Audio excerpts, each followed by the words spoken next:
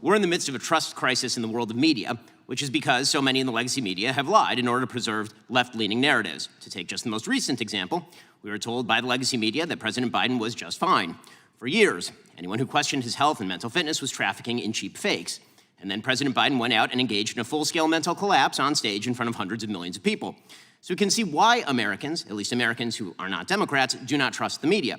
The question isn't really why the legacy media have lost Americans' trust. We know that answer. The question is why, despite that loss of trust, the legacy media continue to gain share in the advertising market. And the answer is simple.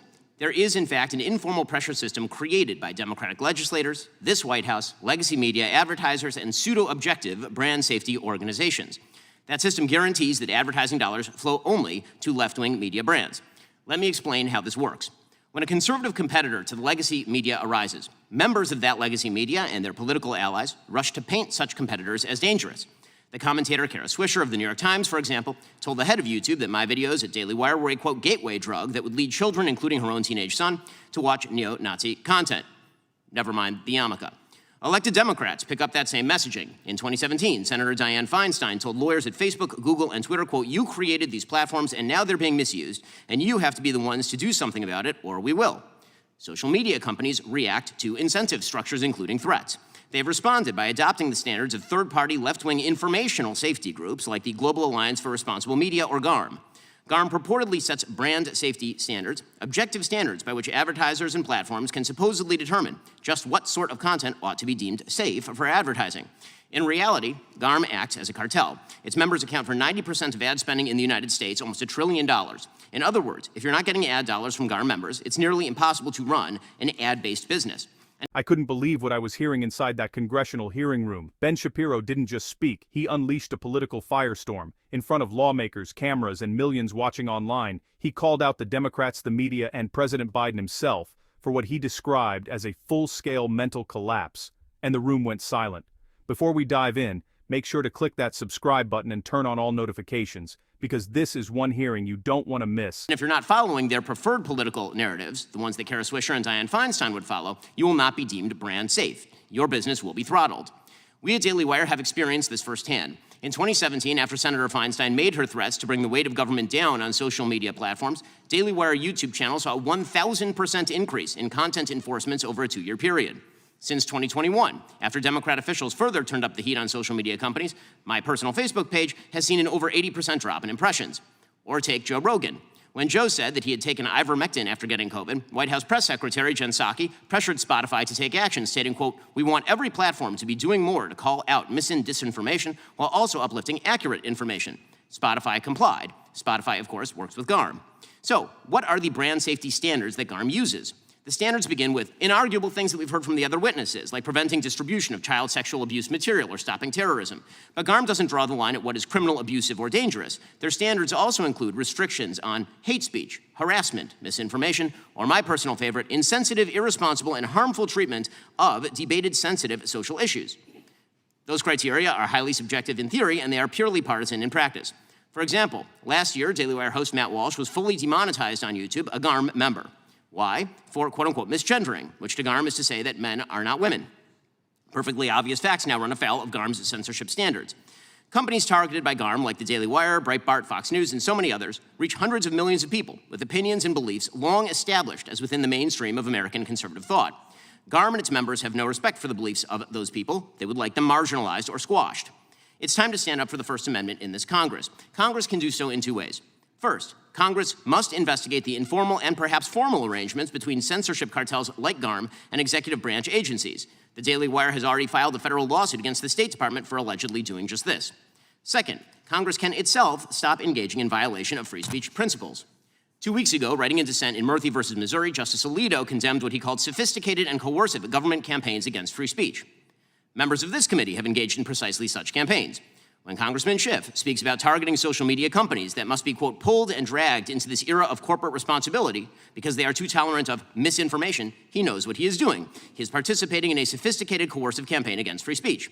When Congresswoman Jayapal blames social media for placing America at the, quote, precipice of a democratic crisis and calls on them to target they deem hate groups, she also knows what she is doing. She is participating in a sophisticated, coercive campaign against free speech. When Congressman Hank Johnson says, quote, "We need a constitutional amendment to allow the legislature to control the so-called free speech rights of corporations," he also knows what he is doing. We all know what these government actors, what some people in this room, are doing. You're using the tacit threat of government action to compel private companies to throttle viewpoints you don't particularly like. The First Amendment was not designed to enable workarounds by elected officials. It was directed at Congress, at you, and you're abdicating your fundamental duty when you exert pressure on private companies to censor speech. Some in this room have been doing just that for years. We in the non-legacy media have been feeling the effects. In the name of the Constitution and in the name of democracy, this should stop. Thank you, Mr. Shapiro. We now recognize Professor Waller. He began by exposing what he called a trust crisis in American media, slamming the so-called legacy press for lying to protect left-wing narratives.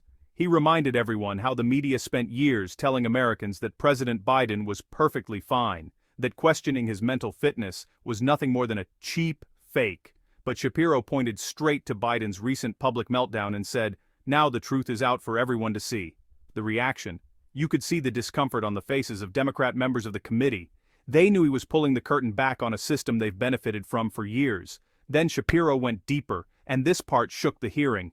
He accused the White House, Democratic lawmakers, and the mainstream media of forming what he called an informal pressure system. He explained how powerful advertisers, guided by left-leaning brand safety groups, deliberately choke off ad dollars from conservative outlets. He called it a modern-day censorship cartel, one that decides who gets to speak and who gets silenced. He didn't mince words when he described how the Daily Wire, his company, faced massive suppression on YouTube and Facebook right after Democrats started threatening social media platforms.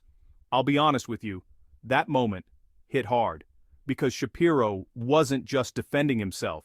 He was defending every conservative voice that's been demonetized, shadow banned, and silenced for daring to question the left. This is where things got fiery. Shapiro called out specific Democrats, Senator Dianne Feinstein, Congresswoman Pramila Jayapal, Congressman Hank Johnson, and even Adam Schiff. He accused them of weaponizing their political influence to intimidate private companies into censoring free speech. He said, "You are using the threat of government power to force companies to silence views you don't like." The Democrats didn't know where to look. No one expected that level of directness.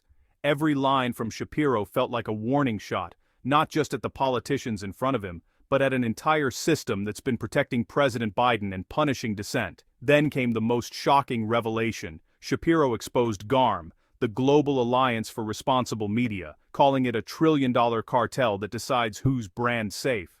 He told Congress that GARM's so-called standards go far beyond real threats like terrorism or abuse. They include vague terms like hate speech and misinformation. And in practice, that means one thing: conservatives get silenced. He even pointed out how Daily Wire host Matt Walsh was demonetized on YouTube for misgendering, meaning for saying biological men are not women.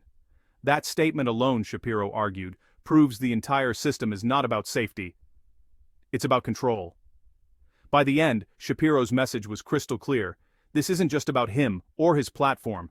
It's about the First Amendment. He called on Congress to investigate the collusion between these so-called brand safety organizations and the federal government. He warned lawmakers that using backdoor pressure on social media to silence speech is still government censorship. And when he looked the committee dead in the eye and said, "You're abdicating your duty under the Constitution," you could feel the tension in the room.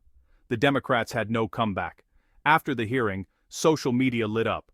Conservatives praised Shapiro for saying what needed to be said, while Democrats scrambled to downplay the moment. But one thing is certain: that testimony will go down as one of the most fiery defenses of free speech in recent congressional memory. If you believe in truth, free speech, and holding power accountable, make sure you smash that subscribe button, like this video, and share it everywhere, because the fight for free speech isn't over. It's just getting started.